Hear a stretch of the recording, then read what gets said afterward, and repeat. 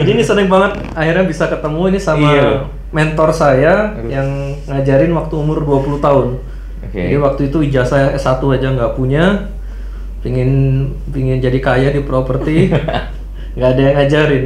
Tapi untung ada yang baik banget, sampai sekarang nggak pernah ngecas apa-apa. Ini mentor saya dari udah 11 tahun jalan ya. Sebenarnya mentor cuma di setahun pertama kayaknya. Karena habis itu ini kayak ngajarin anak bebek berenang. Begitu diajak ke air langsung hilang ya, cas. So kind, such kind words.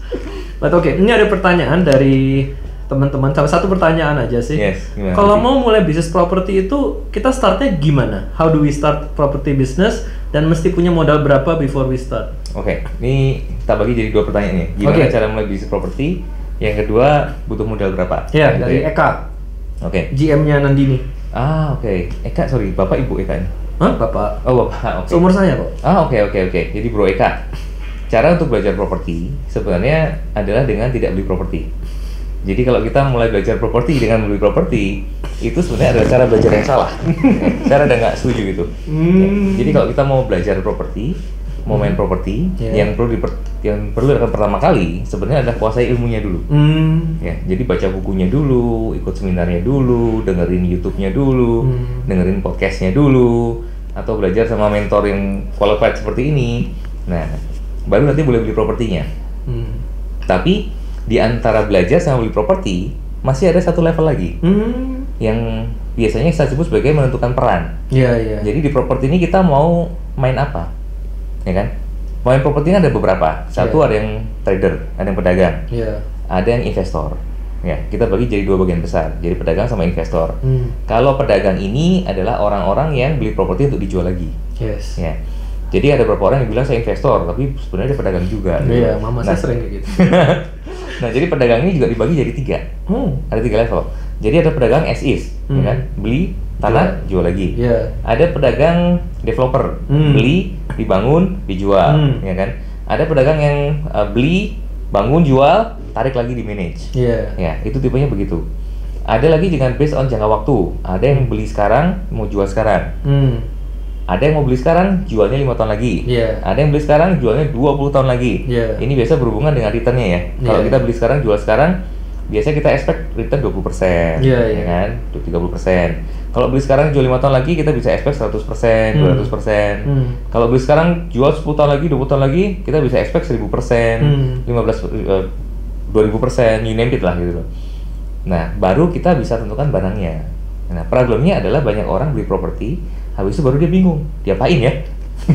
Dijual nggak laku, disewain kagak bisa, terus diapain gitu loh. Syukur-syukur kalau pakai uang cash, kalau pakai uang bank mati itu, bayar cicilan gitu loh. Jadi menurut saya saran saya kalau mau belajar properti, pelajari ilmunya dulu, habis itu tentukan mau main apa. Karena beda permainan, beda kartunya. Gitu. Jadi jangan beli kartunya dulu baru main apa sekarang. Ya kalau ngerti cara mainnya, kalau nggak ngerti yaudah. Iya. Pengen main catur tapi beli monopoli. Gitu. Nah itu loh, ternyata dibeli monopoli loh. Kita main catur nih. Kalau main monopoli nggak bisa saya, akhirnya diem aja. Ya kan, uang sudah habis, barangnya diem. Nah, kemudian kepepet, jual murah. Nah, kasihan. Ya nanti ketemu orang kayak Adi, gitu.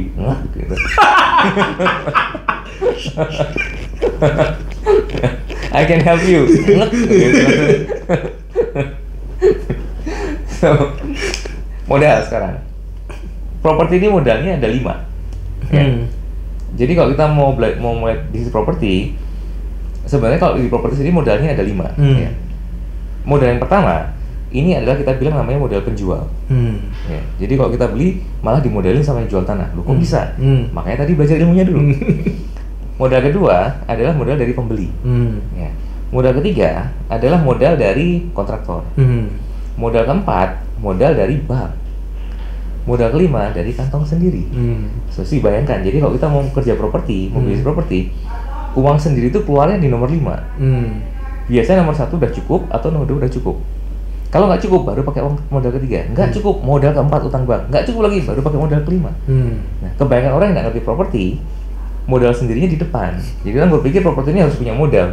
Kagak gitu loh. Modal pribadi malah yang nomor 5 sebenarnya. Ini rahasia dibagi di podcastnya Adi nih. Jadi modal sendiri itu sebenarnya nomor 5.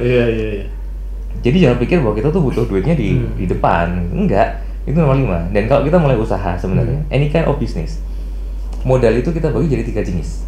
Ya. Yang pertama adalah diri sendiri, karakter kita seperti apa, knowledge kita seperti apa, itu kan balik lagi ke ilmu lagi kan, ya, karakter. Setelah itu baru modal kedua adalah network, siapa yang kita kenal, siapa yang kenal kita bisa melakukan apa, siapa yang percaya sama kita. Yang ketiga baru duit. Jadi kalau kita bikin usaha, modalnya sebenarnya 3 itu. Uang itu selalu terakhir, karena di luar sana banyak sekali orang punya duit yang nggak punya waktu, yang pengen berusaha, yang mau taruh uang. Kalau nggak begitu, Lestari nggak 7 triliun maksudnya. Jadi kan ada orang yang punya 7 triliun yang kayak, wah apain ya, kasih Pak Alex aja gitu. Nah, kayak gitu sebenarnya. Oke, itu aja satu pertanyaan. Tapi sebelum kita ngomongin bisnis, ini pengen tanya tentang masa kecil. Jadi ini Kodan ini sangat inspiratif karena sekarang menjadi di karir juga bagus, direktur di Ubud Property, secara duit juga banyak, jadi secara bisnis juga jalan, tapi secara background juga squat parah gitu ya. It's not privilege at all. Jadi kita kan udah 11 tahun bareng nih kan. Oke, aku tahu Koko dari Jogja. Iya. Jadi dari lahir di Jogja dari umur berapa? Sampai SMA, umur 16. Yes. Dan to my knowledge yatim kan? Sebenarnya belum yatim. Jadi papa saya itu pergi waktu saya umur setahun, tapi pergi nggak meninggal. Oh, dia perginya kawin lagi. Oh, salah nih. That actually even worse dan dia meninggal sebenarnya. Sejujurnya. Waduh. Karena kalau meninggal kan saya dapat banyak simpati dari teman-teman. Oh, ini pasien papanya nggak ada, mungkin dimudahkan. Tapi kan malah ditanya ini papanya kawin lagi nih gitu. Jadi papa saya kawin lagi. Jadi masa kecil ini jadi malah dapat beban kan. Apalagi ada adik tiri segala macam itu ternyata it was not easy. Oh. Ya, seperti itu ternyata. Terus karena papa saya pergi waktu kita masih kecil-kecil, saya 7 saudara, saya paling kecil. Ya kalau papa saya nggak pergi, mungkin ada adik kandung saya lagi kan. Ya, mama saya tuh punya anak 7, jadi hampir setiap setahun 2 tahun tuh punya anak. Jadi mama saya nggak involved di bisnis sama sekali. Mama saya nggak ngerti papa saya kerjanya ngapain, berapa punya duit, totally nggak ngerti. Dan papa saya sayangnya karena dikasih kebebasan begitu, dia nggak pintar ngatur keuangan. Jadi ya dia punya banyak barang bagus-bagus, nggak ada yang bisa ngelola keuangannya dia. Jadi saat dia pergi ya semuanya hilang. Dan masa kecil kita rada susah. Papa saya kebetulan waktu saya kecil nggak kepikiran di rumah. Jadi rumah kita tuh ngontrak jangka panjang waktu itu. Jadi setelah papa saya pergi beberapa tahun kemudian, saya nggak punya rumah. So itu yang bikin saya suka properti sebenarnya itu. Impian saya cuma pengen punya rumah yang ada kolam renang ya, waktu itu. Ya. Jadi kalau boleh tahu, sekarang tahu, maksudnya dulu papa kerja apa? Papa saya ternyata dulu bengkel motor. Oh. Dia cukup ramai di Jogja. Iya. Dari foto-foto lama itu di rumah saya itu ada Mercy Tiger 2 biji, zaman nggak enak tahun 80-an itu. Wow. So she's quite good. 80-an? Iya. 80-an tuh keluarga saya nggak punya apa-apa. Nah itu dah. So dia cukup bagus sebenarnya. Even 70-an sebenarnya. Waduh. Karena waktu fotonya itu saya lihat itu kakak saya masih kecil-kecil. Saya kan belum ada. Iya. Saya nggak ada foto bayinya karena yang moto udah pergi. Jadi. Tahun 70-an itu, papaku, mama nggak usah nyebut. Tahun 70-an mama nggak lulus SD. Tahun 70-an papa masih magang ikut iparnya. Hebat, berarti sebenarnya top juga gitu. Cukup bagus. Iya. Cuma ya karena salah pergaulan, salah keuangan, ya problem jadinya kan. Mungkin ini sebenarnya life lesson-nya tuh di depan ini. Terus mama gimana? Terus mama ngidupin anak sampai 7 kerja apa dari yang sebelumnya ibu rumah tangga? Ternak ayam? Ya, ternak ayam. Oh. Jadi dulu kerjaan saya waktu kecil ngumpulin telur ayam buat dijual. Telur ayam kampung. Oh, dengan cara yang tradisional bukan yang close house system apa no? Enggak, tradisional banget dan terus terang banyak disupport sama keluarga. Jadi ada kakaknya mama ngirimin beras tiap bulan. Oh. Ya. Saya juga di sekolah sama tante saya, kakaknya, cicinya papa saya. Oh. Jadi waktu saya kelas 5 itu saya pisah sama mama saya. Kelas 5 SD? Ya, saya pisah karena saya ikut sama tante saya. Wah, baru tahu nih. Iya. Jadi saya digedein di situ. Ya. Tapi sama tante everything is good ya? Everything is good. Ya, dia keras. Dulu waktu kecil yang menderita banget kan. Oh, segini banget ya disiksa gitu. Tapi setelah gede baru kita bersyukur. Wah, ternyata yang pendidikan yang keras zaman dulu itu yang bikin kita jadi terbiasa kerja jadinya. Iya. Terus Sampai SMA di Jogja ikut SMA. tante. Saya ikut uncle enggak ikut tante itu. Uncle udah meninggal juga. Jadi ikut tante saya sampai saya lulus sekolah di Jogja. Saya SMA di De Brito. Nah, di sana itu habis itu saya kuliah. Sempat daftar. Kalau di Jogja ini gini, takdir kehidupan ini sudah jelas sebenarnya. UGM. Iya, jadi kalau sudah SD-nya di sini, TK-nya SMP-nya Stella Dus, tergantung. Kalau cewek berarti masuk ke STC 1 khusus SMA cewek, yang cowok masuk JB. Nanti begitu lulus ketemu lagi kalau nggak di UGM di Atmajaya, gitu biasanya. Kalau nggak STI KPN, Jogja itu udah gitu udah jelas.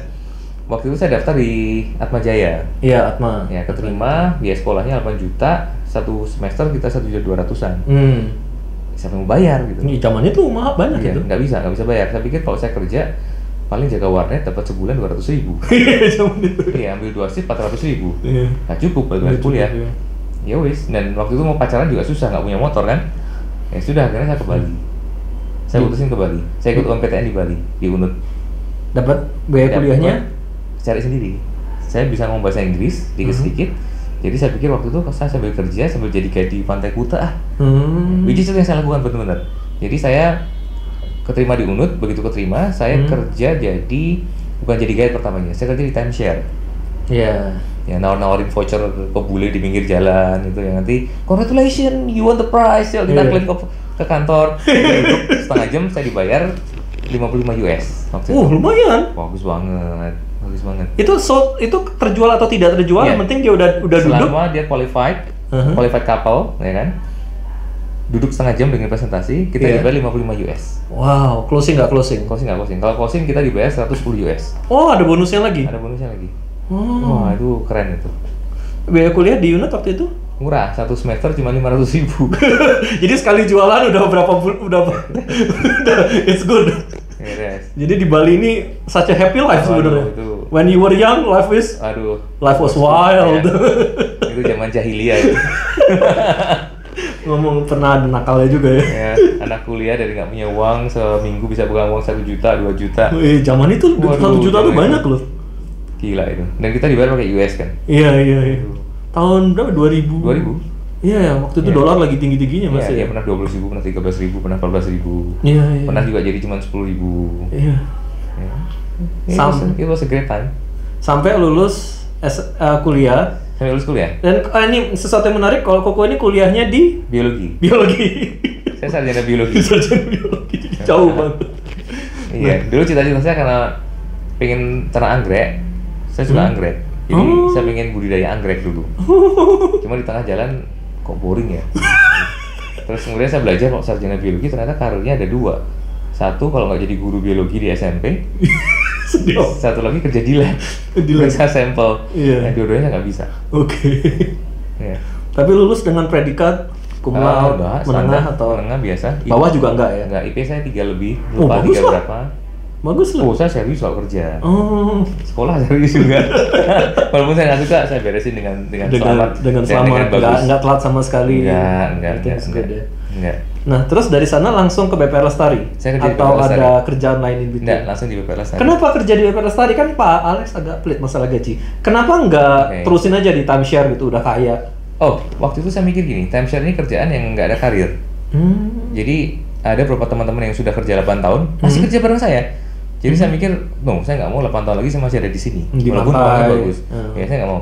Saya nggak mau kerja di jalan. Terus yang kedua, waktu itu saya mikir saya ingin jadi orang kaya. Terus orang kaya ini bermuara di satu tempat, bank. Jadi kalau saya mau ketemu sama orang kaya, saya harus kerja di tempat orang kaya pergi, yaitu di bank. Jadi syukur-syukur besok ada orang kaya yang baik hati, punya anak tunggal, perempuan single, saya dikawinin kan lumayan kan, beban hidup saya berkurang gitu loh.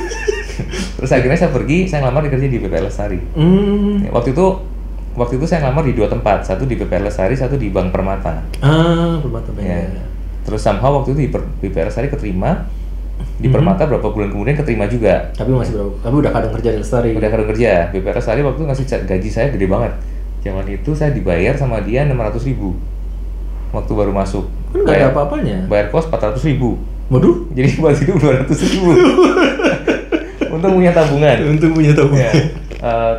3 bulan setelah training gaji naik jadi 900.000. So I think it was the average salary at the time. 900.000 tuh hampir gaji semua orang segituan. Iya, tahun berapa? Tahun 2005 awal. 2005 awal. Ya, itu gaji segitu. Ya. Lulus di Permata, keterima. Permata nawarin gaji 3,5 juta. Wow, kenapa nggak berkhianat gitu? Saya waktu itu lihat figur pimpinannya. Jadi saya percaya banget sama Pak Alex. Jadi saya pikir dengan gaji 3,5 juta ini saya belajar di sistem atau korporasi yang gede. Iya. Tapi kalau saya ikut Pak Alex, saya belajar lebih detail sama orang yang hebat. Feeling saya waktu itu bilang begitu. Jadi yang Permata saya turn down, saya lanjut sama di Lestari. Dengan gaji 1:3 lebih sedikit. Iya. Hampir seperempat. Ya, it's okay lah. Terus happen for a reason kan. Di Lestari sampai berapa tahun? Saya sebentar di Lestari. Saya berhenti 2009. 4 tahun di Lestari. Saya 4 tahun di Lestari. Yes. Tapi gimana? Ada pelajaran apa yang paling berkesan yang didapat dari Pak Alex? Banyak. Yang paling pertama itu integritas. Integriti. Ya, integriti. Saya pernah waktu itu ngasih pinjaman. Saya waktu itu terakhir kerjaan saya pegang divisi yang ngurusin kredit kolektif tanpa agunan. Jadi saya pernah ngasih kredit untuk bikin analisa untuk satu hotel di Bali. Nah, hotel itu kita nggak masuk hotelnya, jadi kita koperasi karyawan biasanya. Kan harus dipotong gaji baru dibayarin gitu kan. Nah, jadi waktu itu saya ngerjain itu 3 bulan proyek itu. Gede, plafonnya waktu itu 2 miliar, itu substansial. Dan hotelnya keren, bintang 5 kalau nggak salah itu. Terus saya bikin analisa kan tebel nih, mau segala macam-macam kita bikin analisanya udah panjang lebar gitu kan. Ajuin ke Pak Alex. Ya, semua udah setuju semua nih. Terakhir ke direktur utama, ajuin ke Pak Alex. Saya baru sebutin nama hotelnya. Pak Alex bilang, "No, tolak, Matri." Tuh, kenapa? Dia bilang, "Yang punya ini orangnya hitam," kata dia. Saya bilang, "Loh kan saya nggak pernah ketemu sama orangnya. Saya kan dealing sama koperasi karyawannya. Nggak ada hubungan." Dia bilang, nggak bisa Dani. Kalau kamu kenal dekat sama orang hitam, resikonya ada 2. 1, kamu jadi hitam. 2, kamu dikenal orang hitam. Ya, stay away, kata dia. Jadi ya, itu kita reject semua akhirnya. Ya, itu yang saya pelajarin. Yang kedua, saya pernah belajar waktu kerja di properti. Kebetulan Pak Alex ini partner saya sekarang. Jadi suatu saat kita punya satu project. Ya. Projectnya bagus banget. Kita baru beli project itu. Tiba-tiba ada pihak ketiga datang. Dia bilang, "Saya tertarik mau beli." Gitu. Saya kasih kamu untung sekian miliar. Nah, kita baru keluar uang muka, kalau nggak salah waktu 500 juta. Ya kan? Terus dijanjiin untung kurang lebih sekitar 5 miliar. Kita kan keren banget ya.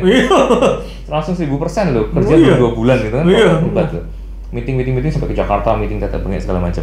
Akhirnya sepakat satu hari ketemu di Bali di notaris. Orang itu akan ngasih uang muka kita 2,5 miliar. Next payment-nya 6 bulan. Gitu kan. Di notaris tiba-tiba dia ingkar janji. Dia bilang, "Saya kasih kamu 500 juta sekarang. Saya kasih kamu lagi komplitnya 1 bulan." Kata dia. Oh, saya telepon Pak Alex. "Pak, ini gimana?" Pak Alex bilang, "Dan mundur, kalau saya mundur," kata dia gitu. Karena kalau dia ingkar janji sekarang, ke depan ingkar janji lagi. Nanti kamu tambah susah kalau udah masuk, mendingan gak usah masuk sekalian, kata Pak Alex begitu. Oh, oke, gitu Pak ya. Tapi terserah kamu direkturnya. Menurut kamu gimana? Kamu your call, kata dia. Wah, saya ikut Bapak. Nggak apa-apa, kata dia, nggak apa-apa. Saya mundur akhirnya. Saya bilang mundur, orangnya marah. Dan kamu banyak gaya, kasih uang 500 segala macam lah. Terus dia revisi janjinya, 2 minggu lagi deh lengkapnya. Saya bilang, enggak, kalau nggak sesuai perjanjian kita batal. Akhirnya di kantornya Pak Notaris kita batal. Ya. Ternyata 2 minggu kemudian orang itu masuk penjara karena proyeknya nggak deliver di mana-mana, dan dia ngelarin duitnya orang ternyata 700 miliar. Jadi kebayang kalau waktu itu kita tergoda, ya udah mau 2.500 kita ambil, ya proyek kita jadi sengketa. Ya, kita bisa secara hukum 4-5 tahun nggak bisa ngebangun harusnya itu. Yes. Jadi yang saya pegang yang saya pelajari sama kerja di Pak Alex adalah integrity number 1. Ya. Kita bisa make mistake, nggak apa-apa. Tapi kita nggak boleh bikin noda. Itu yang saya pelajarin. Makanya waktu zaman dulu baju kita putih, jadi nggak boleh ada nodanya, kata dia. Itu yang saya pelajarin. Sekarang jadi hitam, turquoise. Sekarang warna-warni. Warna-warni tetap pure kok dia. Dalamnya putih semua itu. Kalau dari figur, ini kita ngomongin BP Lestari ya. BP Lestari bagi teman-teman yang di Bali mungkin tahu, tapi bagi teman-teman yang di luar Bali atau nggak familiar nabung di BPR Lestari itu BPR nomor 2 terbesar di Indonesia saat ini, dan mereka baru ekspansi ke Pulau Jawa, Jakarta, Serpong, Malang, ada semua. Jadi kita sebagai orang Bali itu ngelihat dan mengakui kalau Pak Alex itu adalah pebisnis Bali yang paling hebat di milenium ini. Kalau di milenium sebelumnya ada banyak yang lebih hebat, tapi tahun 2000 ke atas, saya pikir dia yang nomor 1.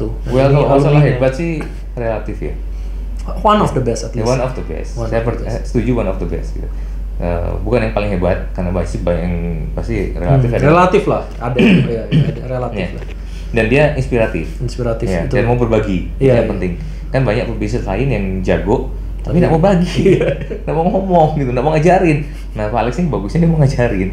Kalau dari Pak Alex ini pebisnis yang hebat, tapi direkturnya juga hebat. Jadi kalau bagi teman-teman yang di Bali ini, budaya korporat di sini tuh memang agak kurang. Yeah. Jadi di sini tuh sebagian besar, termasuk di keluarga saya tuh semuanya family. Jadi the idea of hiring seorang director, bayar gaji mahal-mahal, kemudian dikasih kekuasaan yang penuh itu agak alien di Bali. Kenyataannya di lapangan ya. Iya, benar. Tapi Pak pribadi itu kalau menurut saya udah CEO nomor 1 di Bali. Ya, one of the best. One of the best sekali lagi. Yes. Tapi apa yang dipelajarin dari Pak Pri? Pak Pri ini orangnya rajin dan konsisten. Ya. Jadi dia selalu bilang sama saya kalau orang pinter akan kalah sama orang rajin, orang ulet. Dan in fact Pak Pri ini datang kantor itu selalu jam 6 pagi zaman dulu. Ya. Jadi kalau kita datang mau telat itu malu sama dia. Dan dia adalah tipe pemimpin yang kalau kita mau mimpin, kata dia, paling gampang kasih contoh. Jadi kita harus mulai dengan diri sendiri dulu. Nah, itu yang selalu disampaikan sama beliau dan dikasih contoh. Jadi kalau kita mau telat ya malu sama Pak Pri lah. Kita mau malas malu sama Pak Pri lah. Dan Pak Pri ini details orangnya. Ya, di bisnis itu details. Zaman saya pegang portofolio dulu, dia lebih hafal nasabah yang nunggak dibanding saya.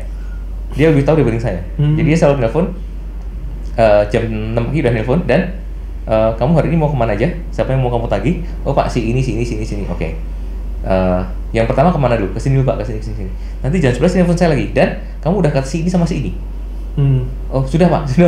Habis ini kamu mau kemana? Mau kesini. Nanti sore kalau nggak ketemu, saya telepon lagi. Dan kamu udah kesini sama kesini. Sudah Pak. Orangnya detail banget. Dan dengan orang tipe kayak gitu, bawahan nggak bisa bohong. Ya saya bisa bohong sama dia. Orangnya nggak ada Pak Pri, orangnya nggak ada. Tapi besok ditelepon lagi. Dan udah kesini belum? Orangnya nggak ada Pak Pri. Nggak mungkin lah. Gitu bohong berapa kali? Nggak bisa bohong sama dia. Saya pikir itu salah satu alasan kenapa Lestari bisa sukses kayak sekarang. Karena bosnya sangat rajin, konsisten, ulet. Dan satu lagi, Pak Pri juga integritasnya sangat tinggi. Jadi saya pikir kunci suksesnya Lestari ya karena dari awal integritasnya mereka bagus-bagus semua. Bosnya bagus, anak buahnya bagus semua. Karena setan sama malaikat kagak bisa digabung jadi satu kan. Entah malaikatnya jadi setan atau setan jadi malaikat. Itu. Atau salah satunya minggatnya. Terjadi. Iya. Terus apa lagi?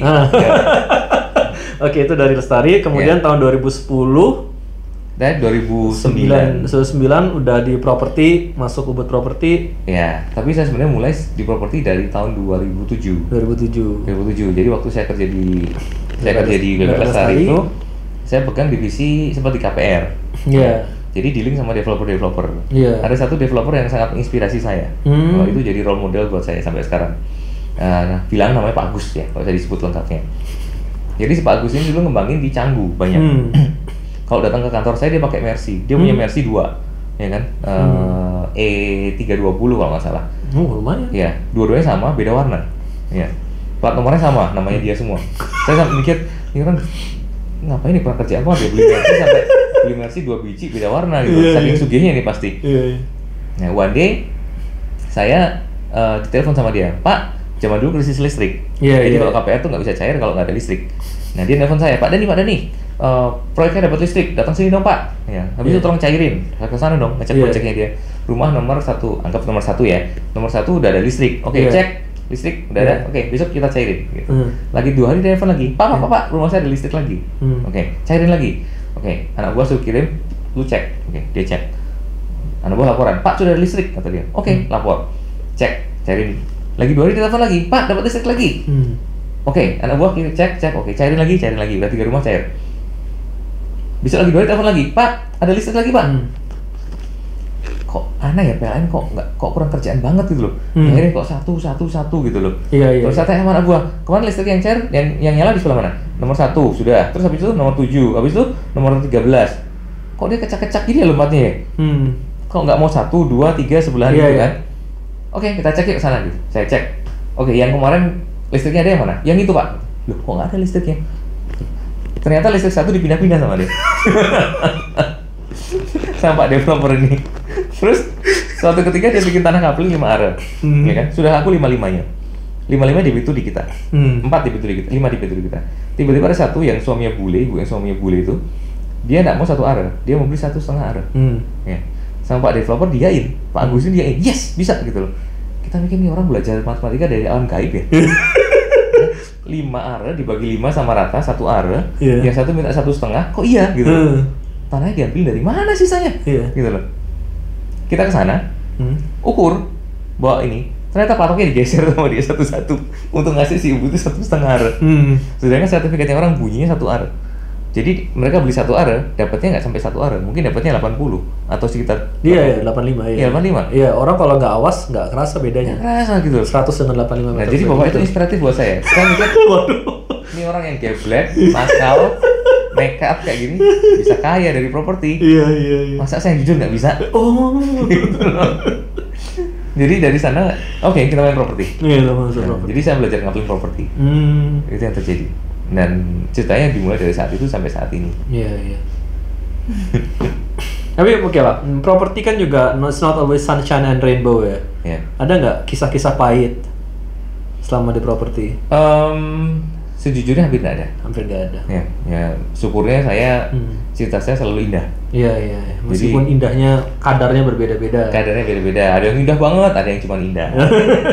Tapi selalu indah. Tapi iya sih, properti emang cenderung gitu ya. Saya juga sama atau mama. Iya, hampir nggak pernah rugi lah kita berdua. Cuman kalau kita ngegosipin orang, ada nggak? Ini kita ngomong fair karena podcast ini dibangun atas dasar belak-belakan gitu. Jadi ada aja orang yang hancur hidupnya di properti itu exist. Jadi mungkin bagi pendengar yang lain ada 1 kisah, 2 kisah kehancuran supaya tidak diulangi di generasi mendatang. Nggak usah sebut nama. Yes. Oke. Properti ini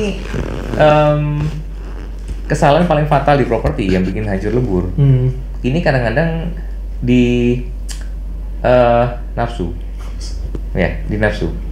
Kadang-kadang orang diiming-imingi dengan properti yang murah, nanti untungnya gede. Nah, kalau kita sudah serakah, kan rumusnya kan standar kan. Saat emosi naik, logika turun. Jadi kita nggak banyak berpikir. Nah, jadi banyak transaksi-transaksi di luar sana yang orang beli properti, uangnya hilang, properti nggak dapat. Karena dia serakah. Ya, jadi diiming-imingi nanti beli ini, tapi bayar dulu nanti gini. Nah, jadi kita nggak nge-trace latar belakang orangnya siapa yang jualan, kita nggak ngecek due diligence-nya seperti apa. Ya, yang terjadi adalah uang kita hilang, barangnya nggak dapat. Ini yang pertama yang paling sering terjadi adalah kasus-kasus seperti itu. Jadi sebelum beli makanya paling penting adalah kalau mau bisnis properti kayak tadi ya belajar dulu ilmunya. Sisi legalnya properti seperti apa sih, bukti pemilikannya seperti apa, biar aman tuh bagaimana transaksinya, barang yang boleh dibeli yang kayak apa, nggak boleh dibeli kayak apa.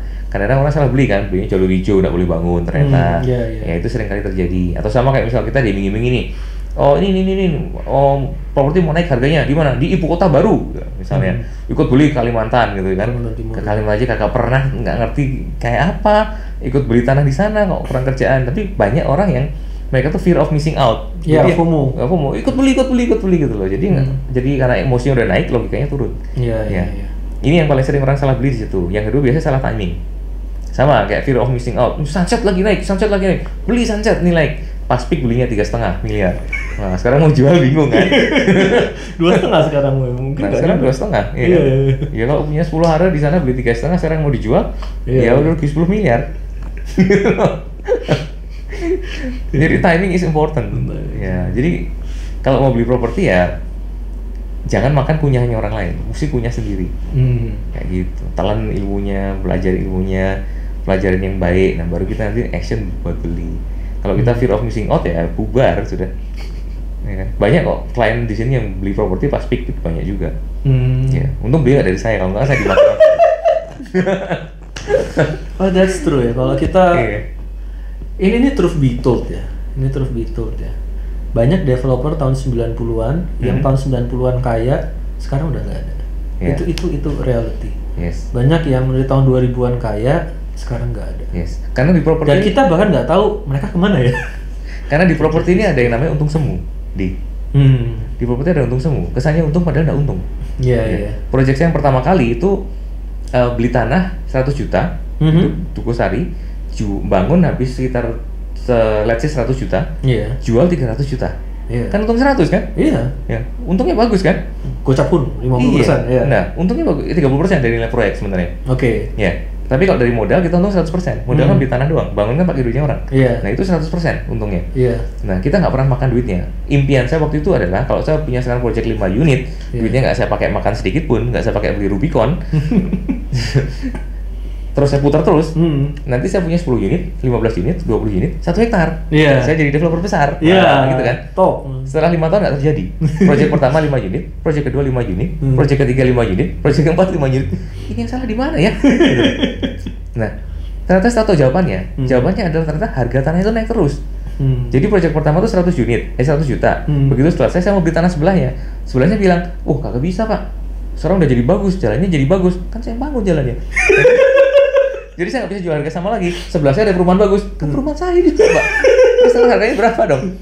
150, mate ya kan? Jadi untung yang tadi saya 100 juta, terpaksa tak cemplungin lagi 50 juta untuk jadi capital. Nah, itu terjadi terus teman-teman. Dari harga 100, 150, 225, 300, terakhir 400. Makanya secara uang kita tumbuh, tapi secara unit sama 5 unit lagi. Gitu loh.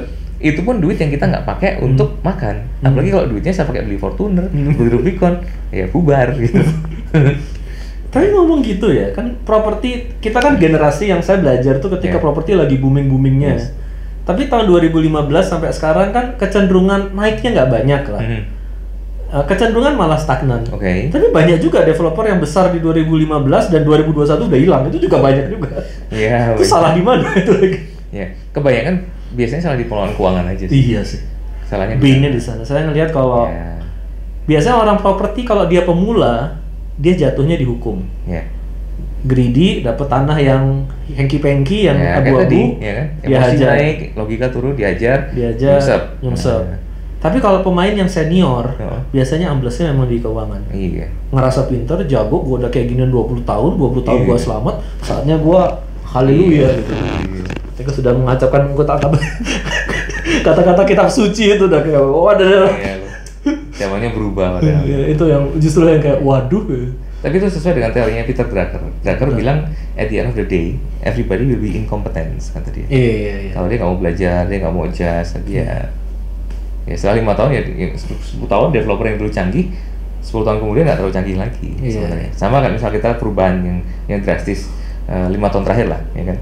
Nah, Adi juga masih ingat kan, dulu waktu kita berburu barang murah di mana? Bali Pos. Iya kan? Tiap hari rebutan Bali Pos, baca Bali Pos. Harus baca Bali Pos. Ada zamannya. Sekarang Bali Pos iklannya langganan juga udah enggak saya. Iya. Benar. Dulu waktu kita jual properti di mana? Bali Pos, benar. Sekarang nggak bisa kan? Sekarang harus mesti ke Facebook, mesti ke Instagram, ya gitu. Benar. Ya bayangin kalau sekarang om-om yang usia sekarang udah 55, developer zaman dulu kalah. Iya. Sekarang suruh ngurus Instagram. Apa ini? Tulisannya udah nggak kelihatan. Iya sih. Udah nggak bisa. That's true. Tapi itu ngomongin nggak enak ya. Kalau ngomongin cuannya, what is your best deal? Properti ini untungnya tuh bisa bukan cuma 100% sebenarnya. Saya pernah untung ribuan persen, bahkan lebih jutaan persen. Itu yang terjadi teman-teman. Jadi di properti ini nyari untung 100% itu gampang. Nyari 200% itu gampang.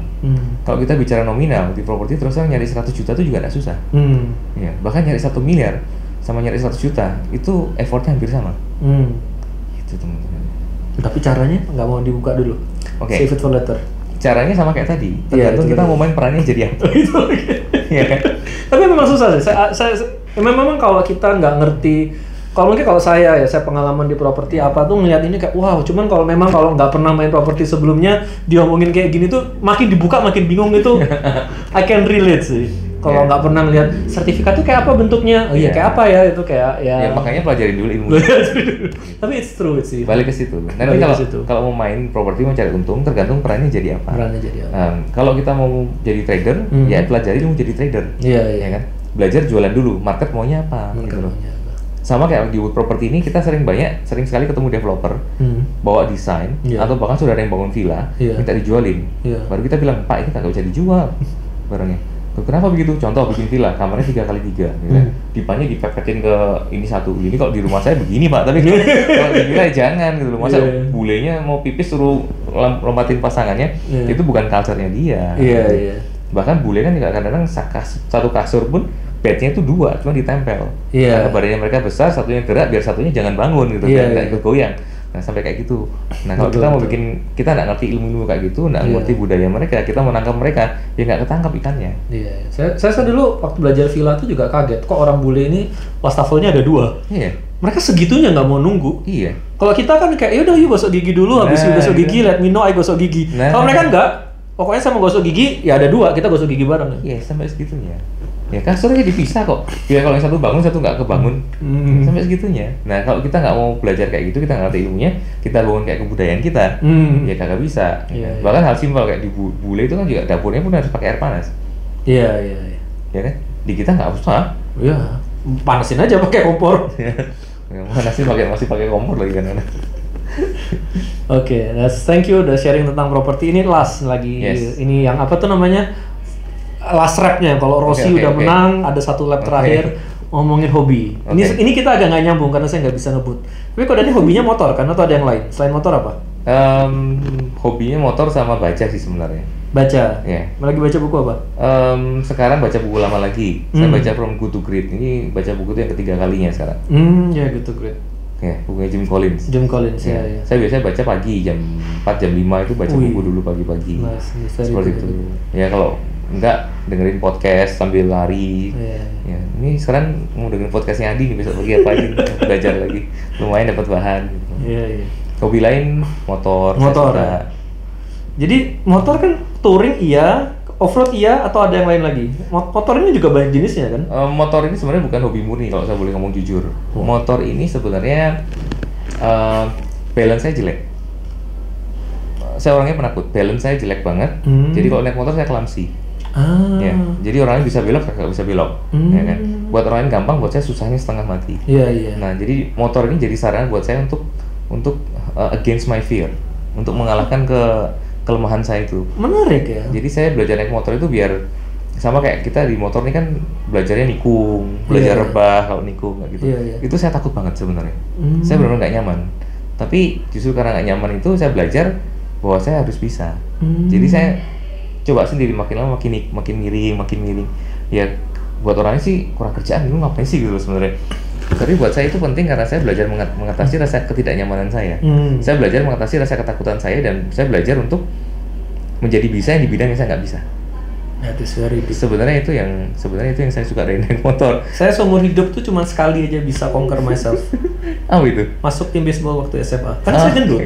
Jadi dari dulu tuh nggak bisa olahraga. Asal bisa kepilih dan ini sekolah negeri ya. Tapi kan bisa Wing Chun segala macam kan. Itu kan lari juga kenceng. Oke lah. Skill saya oke. Tapi sampai masuk tim itu cuma sekali aja. Dan itu benar-benar murni kerja keras, nggak ada talentnya. Itu sekali itu aja. Tapi kok masih sampai sekarang masih. Saya di atas aspal saya udah nyaman. Sudah nyaman sekarang. Yang saya nggak nyaman adalah kalau di atas jalan kerikil, pasir, off-road itu bukan level nggak nyaman lagi, itu level takut sudah kan. Jadi berapa minggu terakhir saya ngabisin waktu untuk belajar off-road. Jadi sekarang punya motor apa aja? Sekarang saya punya motor cuma 2. Dua-duanya motor road sih, motor jalanan. Satunya BMW R90. Itu biar kayak Tom Cruise di Mission Impossible kan. Oke lah, udah punya BMW motor udah oke lah. Ya itu dikasih, bukan belilah. Ya titipan dari yang di atas. Yang lagi satu? Yang satu lagi Ducati Scrambler. Ducati ini Scrambler ini motor yang bisa dipakai di jalan jelek. Jadi saya punya 2, yang R90 hitam gagah, namanya Gatot. Nama motornya ada nama? Namanya Gatot kan gede, gagah, hitam kumisan gitu loh, Pak Gatot gitu. Yang satu lagi Ducatinya warna kuning, lincah, liar, seksi, namanya Giselle. Cewek. Giselle lagi. Namanya Giselle karena dia kayak Giselle ya kan, langsing, lean tapi liarnya luar biasa. Beda karakter mesin loh. Ducati itu BMW itu mesinnya berkarakter. Memang kayak kayak orang tua. Jadi kenceng tapi reliable. bisa dipercaya. Bisa dipercaya. Dia kan berhenti di mana kita mau berhenti. Oke. Nah, itu seperti itu. Kalau mesinnya Ducati ini liar, benar-benar liar. Bener-bener liar. Kayak kuda gitu. Serius. Makanya namanya Gisel loh. Liar tapi bikin ketagihan jadi.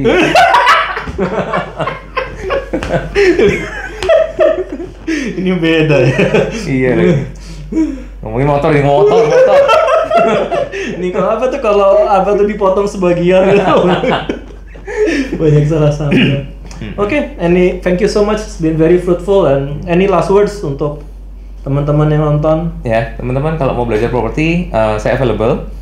IG saya kagak dikunci. Anda boleh buka IG saya di Dani Sulistyo. Saya di sana sebut diri saya sebagai properti mania. Ya. Karena memang setiap hari saya ngomongin properti. Pagi, siang, sore, malam ya ngomongnya properti. Kalau lagi gabut pengen beli ya belanjanya properti juga sih tapi. Video shoppingnya properti. Nggak bisa jauh-jauh dari OLX, nggak bisa jauh-jauh dari rumah.com atau jalan-jalan seperti itu. Kalau sepedaan pun juga hobinya sama, ya sambil sepeda